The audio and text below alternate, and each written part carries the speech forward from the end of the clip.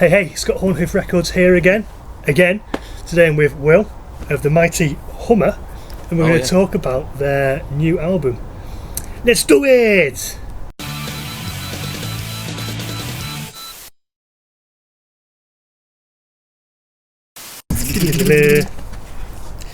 Will, thanks for coming down, mate. It's very nice to see you. Yeah, how long's it been? Jesus, I don't know. Quite a while, let's just say. Well, last year. It was, wasn't it? Bloody hell, like November last year or something. Last year, it might have even been bloody Rico's album launch. Nah. What was that, like November? Something like that, yeah, November, December. Fuck me. Let's just agree on bloody ages. Yeah, hang on, my mic stand's falling over. Let's just. And that's just DIY to the core. That is. Punk rock here. What is it? An incense stick? Yeah. That's some proper Ozzy Osbourne shit going on there. Hey man, Ray Mears will be happy. Oh yeah. So Will, I think you need to first of all tell everybody who you are and what you do in Hummer. I'm Will. I play bass and sing in Hummer. You've been a bit modest there. You don't just play the bass, do you? You shred that bass. You fucking smack it like a ginger stepchild. You teach that bass who's boss. Hey, my uncle's ginger. No, not really. Well, it's one of those. It's like I tell everybody. I just cover up the bum notes. You know, I figured out that the thing with playing a bass, you're only playing one note rather than playing chords. Although you can play chords if you want. And the trick is you only have a one note above or below the right note if you play a bum note. So the trick is to hammer or slide onto the right one as soon as. So to me, it's going, oh shit, played the wrong note, better play the right one. To everyone else, it looks like I'm doing that. And I'm telling you, it's fooled everybody from Wrexham to Oldham onto Poland. Fucking hell, you fooled me, man. I played all over the place and fooled everyone with it, but it's only covering bum notes. Now you say that, I've never actually heard your bass when I've seen you playing live. I'm just mesmerised by your fingers. So is it never plugged in? Is that the trick as well? So you can't hear the bum notes? No, that's just the acoustics of Blossoms. Yeah, that's true. It's that, not saying I don't like Blossoms, I freaking love the Blossoms, it's a great venue, but it's with the carpeted floor, you know, it's a bass eater. Yeah, nah, I'm just joking, man. It always sounds, I mean, you like the number of notes you get in a song, it's, like I said before, like you're growing your hair for each one that doesn't seem to sprout out for for each note. Well, considering my bloody genetics are making me slowly go bald, that worries me about my bass playing ability. Shit. Anyway, we're talking about Hummer, not me. Yeah, that's true, man, that's true. So, give us a bit of a history of Hummer, like, I know, but, you know, when did you form, history behind the band? You've been going a long time, haven't you? Well, in various forms, yeah, we have. I mean, me and Joe, we've known each other now for about 17 years. So Joe was the year below me in school, so we formed the band originally in about 2004, just something to do, you know. It's a cat. Yeah, it's about 2004, me and Joe started jamming together with one of our first drummer at the time. We never really got gigging with him, and he left after about a year. We got another drummer in, we started playing gigs around about late 2005. I don't know, I thought that was just Joe's private jet. That's why he couldn't make this interview. Off to the Bahamas. Something like that, with his avocado and toast. Hey. Anyway, so yeah, about late 2005 we started gigging. We were called SFR at the time. Don't ask what that stands for. What does it stand for, Will? I'm not telling you. If you know, you know. Leave it at that. It'll probably be on the comments at some point later. Excellent. Yeah, so we were gigging as that lineup for about 2 years, something like that. And late 2007, the drummer at that time decided to leave. It's like Spinal Tap with drummers, you know. Only this standard, though, isn't it? Only this guy just chose to leave. He didn't choke on someone else's vomit or anything like that. Then we got another drummer in. He was with us for about 3-4 years actually. It was around the time when he joined the band, he started banging on about the band changing his name, and also once he decided that he wasn't going to become a guitar player and he was going to stay on drums, we thought, okay, let's consider getting a second guitarist. So that's when we came across Caney. So Caney met Joe, and he was the same year as Joe in college, again year below me. So they met and ended up bringing Caney along to a practice, and he just fit right in. So he was a guitarist originally? Yeah. So Caney joined as a guitarist in early 2008. So he must have played about 80 gigs with us as a guitar player when we were a 4-piece, but we played completely different music at the time, to be honest. Basically just flitted between all kinds of different styles. Like the drummer wanted it to be proper eclectic, but to be honest, we just kept pulling it back to punk anyway. We just threw a bit of keyboard and mandolin here and there. You've got to put the drummers into place when you can't let them get any ideas about the station. They've got to just know they're there just to keep timing. I don't know. I like to think I'm quite liberal with Caney, but then that's because he's a converted guitarist. Exactly, yeah. He's not a proper. You know, I mean, ultimately, it's Caney's big mouth is the reason he's on drums with this band. Because when we ended up parting ways with the last drummer we had, so around about 2011. By that point, the band wasn't doing a lot anyway, because, well, of the four of us, 2 lads were away at uni, so Caney was down in Stoke, Joe was away in Manchester, so we weren't getting together all that often anyway, but we just started basically acoustic jamming and just having a laugh. We had a gig lined up, but we were going to play acoustic in like Basement 20 in Liverpool, I think it was, around about June 2011. It was like Oars, Roughneck Riot, Flatback 4, I think Down and Out, just a pretty good lineup, except us, of course. But we were thinking, all these bands are playing balls to the wall electric, and we're acoustic. Caney at this point opens his mouth and says, I can play a bit of drums. Right, you're drumming for this gig then. And that was 9 years ago, he's not shifted since. He must love it, mate. Yeah, it's one of them. It's like some people say it's like a jazz drummer in a punk band. Like, he's always got this deadpan face. He does look bored as fuck sometimes. Well, I think that's more that. Yeah, I'm mint. Look. Have you ever seen it? Like, well, it's great. You won't have seen it, but like, when I've been stood in the crowd watching you guys, there's been a couple of people filming, and quite a lot of time you sort of see them zooming in on Caney's face. It's just I've never seen that. It's fucking hilarious. The funniest one I've seen with Caney was we played when we played a gig in. It was the last gig at the Old Townhouse last year in Warrington. Rest in peace. Oh yeah, what a cracking venue that was. But at one point we were playing, so one of the songs that's going to be on the new album, Whiskey Eyes, which is goes like shit off a shovel, proper fast song. Caney and Joe had both had, I mean, I was in my not drinking phase at the time. Joe and Caney were both rat-assed, or at least Caney was. I think Joe had quite a few as well.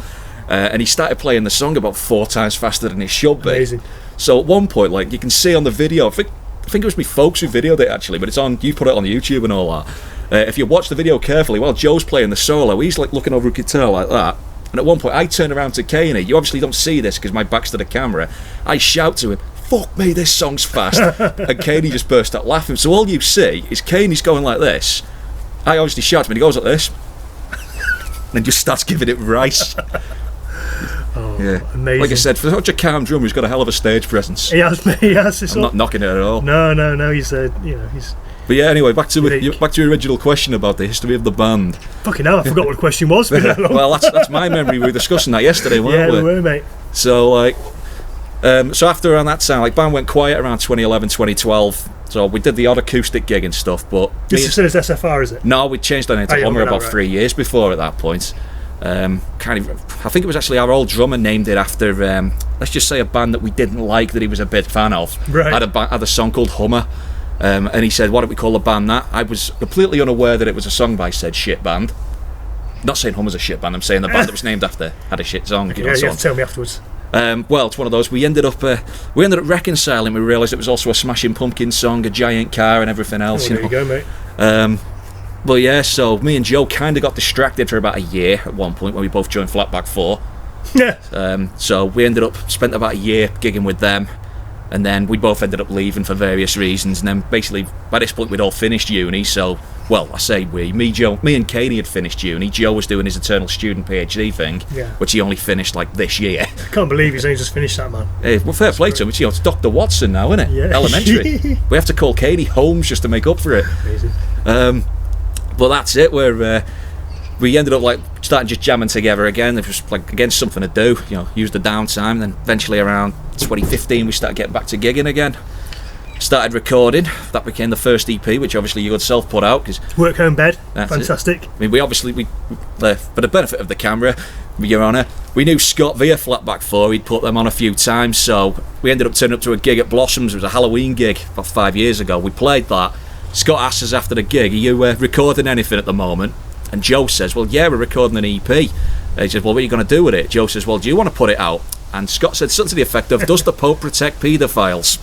And we've been a Horn Hoof band ever since. So, fast forward 5 years, 2 EPs, now this album in the works. God knows how many gigs all over the bloody place, and here we are. In the back garden somewhere in Wythenshawe with planes flying over our head. Happy days, mate. You never saw that coming, did you? When you in the Blossoms. We have landed. Yeah, got some nice lavender hair as well. Well, I did wear my camouflage jacket for a reason. Where's Will gone? Oh no! Cool, man. That's a pretty comprehensive backstory about the band. So I aim to disappoint. Fucking thank you very much. So yeah, like I say, we've got a new album coming out. It's called How Did I Get Here? Yep. Yes, I got the name right. I remembered that, man. Hey. Well, I only mentioned it yesterday. I actually had a look about 10 minutes before you turned up as well, just to make sure I didn't forget. All right, don't ruin the aura. So what's the process been with this? How long have you guys been writing it? When did you start writing it? When did you start recording? How are you recording? Me. Well, there's 11. Well, there's 10 songs plus a bonus track on that album. So the first one of those, well, the oldest one was written actually before Work on Bed came out. Wow. So there's a song on it called Online Civil War, which was written about 2015. By the time we actually started learning it, we'd already recorded Work on Bed. We originally demoed it with a view to record it on Budweiser and Butter. Yeah. That was 2 years ago. We ran out of time then when we were tracking drums, so we left it. And then when we got round to this, we thought, right, we'll have that. Most of the songs on that album were probably written between about 2017 and 2019. So you got like one's like 3 Days, which is about... Actually, I wrote that at the end of 2016. We started playing it live in 17. So it's safe to say that people who've seen you quite a lot will probably know the songs. Yes, I'd say. Well, we played every single one of them live. I think that's a good way to have instant fucking hit. Well, the thing is, we kind of work a bit opposite to some bands. Like some bands will work with. They'll play like all their old songs at gigs, and then secretly, behind the scenes, they'll be writing, recording new stuff. So then, so some bands will sort of like record some new stuff and then suddenly spring it on the world. Our attitude we tend to use recording more like a line in the sand, if you like, where we'll play some songs, we'll then play them to death live, which gives us two things. One, it allows us to figure out, does this song actually go down well, or does it go down like a lead balloon? Mm-hmm. And two, we might find that there might be a certain thing that'll work better. Like we might decide, let's put a stop in here, or let's play this bit a bit different. Yeah. And we've done that in a few bits and pieces. Like on the Budweiser and Butter EP, we've got like in Turpentine, where it stops at the start of that verse. Yeah. We figured out doing that after playing it live a few times. I think you need to play it. Some of the songs a good while before they flesh themselves out. That's exactly it. I'd hate to record something that's not fully fleshed out, and then 6 months down the line after it's come out, you start changing bits, and it's like totally so that's it. So we basically record, like we've already written everything, and then we've played it to death by the time we record it. So it's almost like, right, we're sick of this now. Let's get it on record, so then people can learn the songs after the event. Yeah, we can then play them for another 2 years, and then we'll record some new stuff. Nice. The only exception to that is the song it's not technically part of the album, but we're going to put it on as a bonus track. We've got an acoustic one on there called Rest of My Week, beautiful song, which I actually wrote that towards the tail end of last year. It's what it says in the tin. It's basically about being bored out your brains, sat at home, getting yourself smashed on whiskey one Friday night. I've had a sneak preview of that, and it's a good song, man. Where are you putting it on the album? Is that the end track then? Or? It will be, yeah. Yes, I'm not going to give too much away. Okay. There we go. It's again going to be all over the internet, but no one saw this. We'd do great in an interview under caution, wouldn't we? Yeah. So basically, what happened with that song was, like, it was written ages ago, and we actually started learning it to play it as a proper band. We started jamming it early this year, and we will return to our scheduled programming shortly, where we are currently experiencing technical difficulties. Anyway, after the cheap holiday advert break, who thought it'd be a good idea to do an interview in a garden near an airport? Well, it's one of those things, Scott. There is a pandemic going on. It is kind of best to stay outdoors. That's true. I'll get closer to it. I'll move away. Sorry, mate. No, that's whatever. That's just my magnetism. Yeah, so like I said, we're going to get the Skifflemeister himself. He's going to, probably next week, just track some snare drum. So sweet. It's got that kind of acoustic. I'm not going to say skiffle, but at least it's got some drums on it. So is that how you've recorded the whole album then? You guys have recorded it at home? Not all of it, no. I've obviously got to get a plug into some mates in this. We tracked the drums and the bass we did with our mate Ant Booth, Kesbury Studios in Bolton, which I know you know very well. Fully endorsed Kesbury Studios. We know it very well, so we've been dealing with Kesbury for about 3 years. So first time we went in there was Boovy put us on at a gig in Bolton 3 years back, and prior to it was a Sunday evening gig, and prior to it he said, "Do you want to do a live session at the studio before it?" Said, yeah, cool. So we'd not long released Work on Bed at that point. Now that album, we mixed the whole thing ourselves. Like, recorded the drums at a studio, but we mixed absolutely everything at home ourselves. Yeah. And it took us bloody forever to try and agree on the sound. And that was with 7 mics on the drum kit. Ooh. So when we turn up at Boovy's place and he's only doing a live session, he's put something like 14 mics on the kit. Think, right, this lad knows what he's doing. And then, having recorded it, he records the video, records the songs. I think we did about 5, all of which ended up on Budweiser and Butter, funnily enough. And they appeared on YouTube probably about between a week and 2 weeks later. Boovy had only spent something like 3 hours mixing them, and they sounded better than the first EP. So we thought, that's it, we're sold, we've got to record with this guy. Yeah, he knows what he's doing, man. Oh yeah. So Budweiser and Butter, we recorded that as track drums and bass with Boovy at Kesbury. Then we track all the guitars ourselves. So Kaney's got a Kemper modelling amp, which is basically like the old Line 6 pod from years and years and years ago. It's basically a modern, better version of that. So you've done this album the same way then? Yeah, so we've tried and tested. It works in the, there's no time. The only time pressure is we get the drums and bass done. we spent two 4-hour sessions doing that. Sweet. This year round. But then to actually do all the fine tuning stuff, so to get the guitars done, it's nice to put a few embellishments on. Plus, how can I put this? Joe takes about 8,000 takes just to do a bloody rhythm guitar track. So he'd absolutely rinse your budget, and if you were to do that in a studio. Well, to be honest with you, I think if we did it in a studio, Joe would actually practice before turning up. But it means he can be chilled. I mean, it's one of those things. I mean, how can you possibly expect the lad to practice his guitar parts ready for recording when he's too busy, sleeping, playing PlayStation, doing his academia, working, eating avocados. He's got a lot on his plate, hasn't he? Jetting around. He's got a lot on his plate. That's not just avocados. We love you, Joe. We're only a joke, mate. Wicked. Yes, that's it. The other thing as well is obviously the vocals. So, me and Joe, like, on a good day we're not bad. On a bad day we've got voices like geese farting in the fog. So it's also good to be able to take the time and actually record. Get a bit in tune, and then do a bit more, and then a bit more, and actually get it.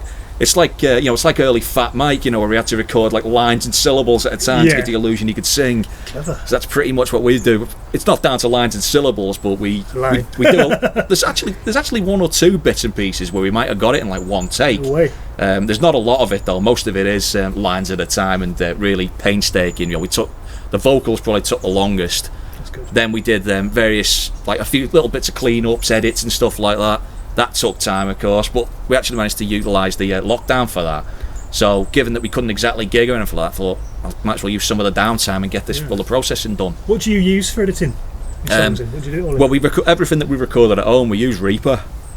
So it's not bad software. Caney had it originally on his computer, and then I've since got it. I think Joe's got it as well. Yeah, so we all use that for recording. Yeah. Not gonna divulge how we got it in case the police are watching this, but you're not saying you got it through some shady means, are you? Surely will. No comment. Okay, you're learning, so you're getting better. I got it off someone who got it off someone who got it off someone. That's enough to say anymore. Like Excellent, cool. So is the album finished now? As far as recording goes, yes. As far as mixing goes, I'd probably say about 99%. Fantastic. So that obviously sneak preview thing that we stuck on our Facebook page yesterday, those tracks are the sort of like almost ready mixes. We've got one or two tweaks to do on it, which Boovie's working on as we speak. Oh, hang on a minute, it's Saturday. I think he'd booked in for like next Tuesday. He's going to work on that. He's a busy man. He's got a lot of bands to record. True, yeah. I'm not knocking that, but yeah, he's booked that in for next week, so he's going to do them tweaks. Hopefully that licks it. I mean, you can't put a price on perfection, can you? No, you can't, mate. You can't. Take its time, get it done. Yeah. It probably still won't be perfect, but it'll be. I'm sure it'll be one that roll. It can't be too perfect. That's the thing. It'll be, to all intents and purposes, perfect punk rock. So that should hopefully be nearly it. We're obviously got the other side of it underway now. We got Nige from Don Blake, his company Designage. He's done the album artwork for us. So the bits are coming together. With a bit of luck, we'll get it out at some point soon. Nice. Still not going to put a date on it, but we'll see. I was going to ask you, have you got a rough date, a month, a quarter of the year? Well, a quarter. I can nail it down to that. Quarter 4. Yeah.